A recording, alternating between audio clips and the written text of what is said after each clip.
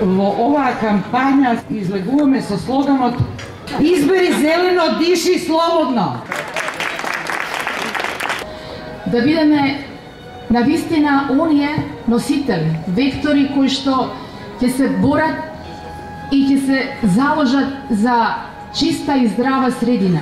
Чинам дека сме должни и одговорни да се признаваме, да се почитуваме, да се толерираме, да коегзистираме, да живееме заедно, затоа што она што не засега и не загрозува сите, и мажи и жени, и богати и сиромашни, без разлика од кое етничко потекло сме, во која вера веруваме, на која раса и припаѓаме, зашто затоа и апелираме на сите граѓани да го дадат нашиот глас, да ни ја дадат довербата, за да се зголеми нашата моќ на влијание врз донесувањето на оние одлуки за иднината на овој град.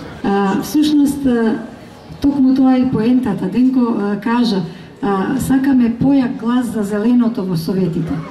Затоа што во овие изминати 7 години, навистина со срце, со душа се залагавме за повеќе здравје во нашите животи, за зелени општини се залагаме цело време, се залагаме за зелени бизнеси, зелена економија и така натаму, за здрава животна средина. Како еден современ урбан центар, каде што ќе се спои убавото и функционалното.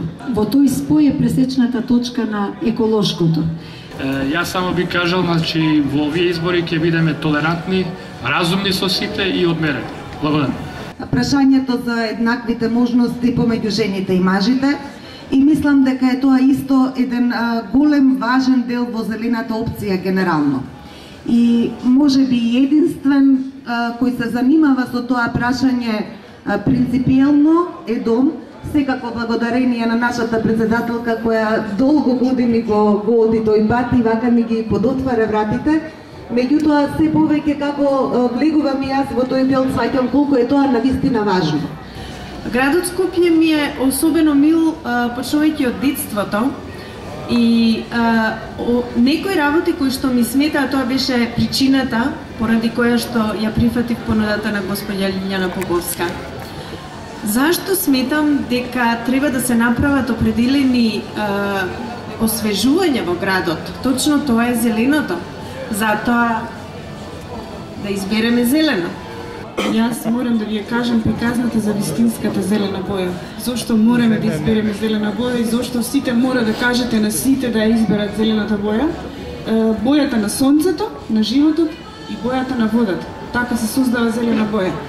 Слушањето и раскажувањето на приказните од стари и нешто помлади скопјани за старото Скопје, за мирисот на розите, за вардарецот, за калдрмите скопски, за оние убави места, за санкањето точно, за оние убави места на кои што се излегувало. Толку беше убаво да се учествува во таа групна носталгија, што навистина помислив дека стварно мораме да се бориме за тоа да нашите денешни генерации, значи оние нашиот подмладок, нашите деца исто така еден ден чувствуваат носталгија за ова Скопје. Значи, ако е убаво, ако е чисто, ако се дружиме и разбираме меѓу себе, и тие ќе имаат истата носталгија по својата младост и по своето Скопје од младоста како и ние. Ние сме сведоци не од околинава, десно од нас, лево од нас, од Бристол, два објекта кои што фактички го уништија зеленилото на она што го имаме ние и така е мало во центарот на градот.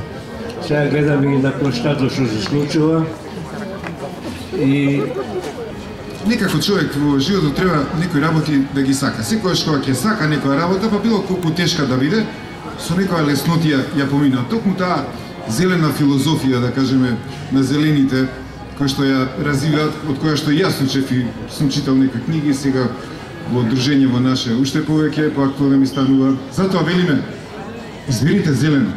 таа филозофија е многу добра, многу актуелна и многу авангардна во светот. Затоа и слободно ќе дишам.